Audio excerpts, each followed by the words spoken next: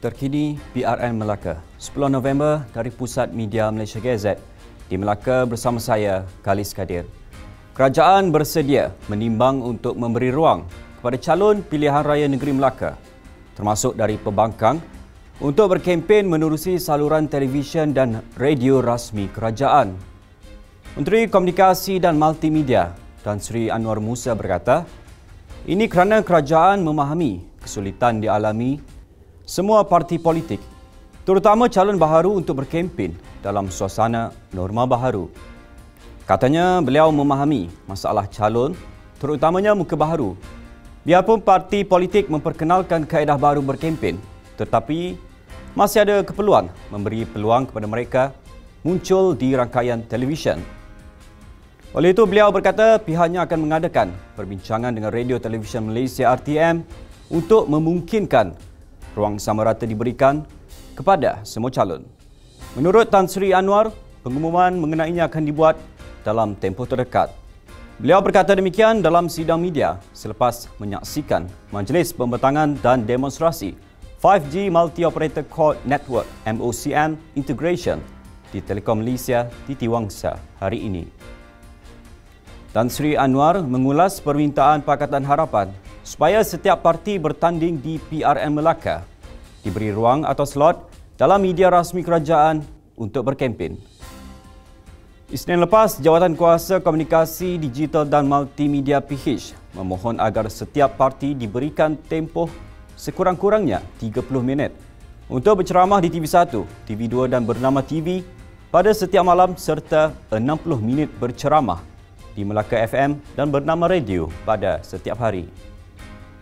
Berita seterusnya, semua parti politik tidak boleh menjadikan alasan tidak faham atau tidak jelas dengan prosedur operasi standard untuk mereka melanggar peraturan atau undang-undang yang ditetapkan sepanjang proses pilihan raya negeri Melaka. Ketua Polis Melaka, Datuk Abdul Majid Muhammad Ali berkata, ini kerana taklimat mengenai penyelarasan SOP dan permit telah diadakan bagi memberi penjelasan dan kefahaman berkaitan perkara itu dengan dihadiri Majlis Keselamatan Negara, Suruhanjaya Pilihan Raya dan wakil-wakil calon serta parti politik.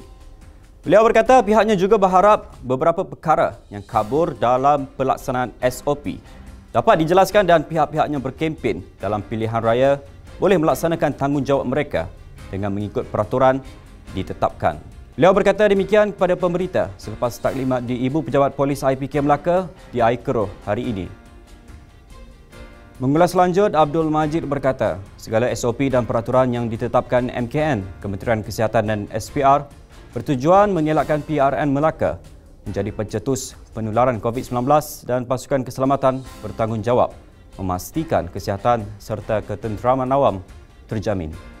Baik, kita ke berita berikutnya. Pengurusi Pakatan Harapan Melaka Adli Zahari adalah satu-satunya calon untuk diangkat sebagai Ketua Menteri Melaka jika gabungan itu mendapat mandat rakyat pada pilihan raya negeri Melaka. Pengesahan itu dibuat oleh pengurusi PH Datuk Seri Anwar Ibrahim ketika melancarkan pelan tindakan maju bersama harapan hari ini. Katanya Adli yang pernah memimpin kerajaan negeri Melaka merupakan calon yang ditonjolkan oleh Pakatan Harapan. Hadir bersama dalam pelancaran manifesto PH adalah Presiden Parti Amanah Negara Muhammad Sabu dan Setiausaha Agung DAP Lim Guan Eng. Adli yang akan mempertahankan kerusi Dewan Undangan Negeri Dun Bukit Katil berdepan dengan Datuk Hasnor Hussein Barisan Nasional, Muhammad Al-Hafiz Yahya PAS Perikatan Nasional dan Abdul Hamid Mustapha Bebas. Kata Datuk Seri Anwar, pengumuman itu dibuat setelah mendapat persetujuan daripada ketiga-tiga parti dalam PH.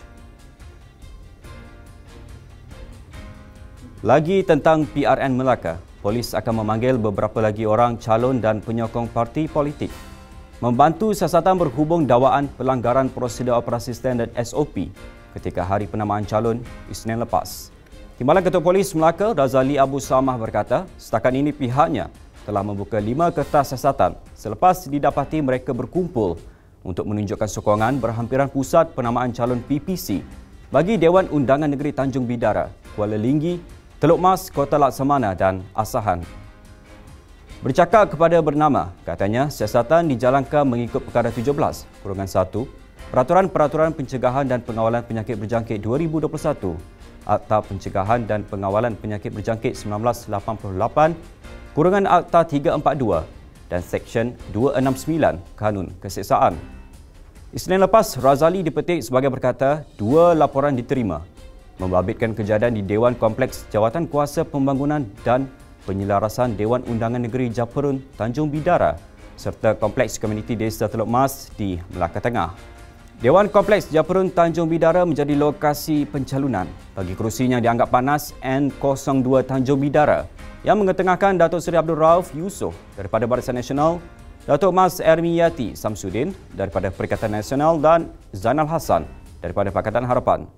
Sementara Kompleks Komuniti Desa Teluk Mas di Melaka Tengah merupakan lokasi berlangsungnya pencalonan bagi kerusi DUN Teluk Mas yang menyaksikan pertandingan 4 penjuru iaitu Datuk Muhammad Rafiq Naizam Muhyiddin daripada PN, Muhammad Arif Adli Muhammad Bebas, Datuk Ashraf Mukhlis Minhad PH dan Datuk Abdul Razak Abdul Rahman BN.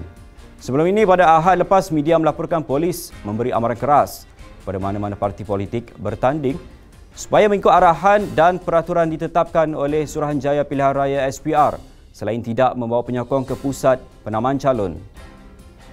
Itu perkembangan terkini sekitar PRN Melaka buat masa ini. Nantikan perkembangan terkini PRN Melaka dari semasa ke semasa di semua platform media sosial Malaysia Gazette, di Facebook, Twitter, Instagram dan YouTube atau melalui portal kami di www.malaysiagazette.com. Assalamualaikum dan salam hormat.